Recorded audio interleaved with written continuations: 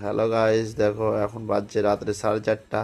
আর আমার ছোট মা উঠে গেছে রাত্রি 3:30টার দিকে। এখনো ঘুমায় না। দেখো বলছো মা, সিনিকা মা, তাকাও বেটা, আমার দিকে তাকাও, কই গো বেটা, সিনিমা। কিছুতে ঘুমাবে না, শুধু খেলা করছে। আর মোবাইলের দিকে দেখো কি সুন্দর তাকিয়ে আছে, একদম এক দেশে তাকিয়ে আছে। সিনিকা মা, ঘুমাবো না বেটা? হ্যাঁ বেটা, সিনেমা, এ বাবা, সিনিকা মা, ঘুমাবো না বেটা তুমি?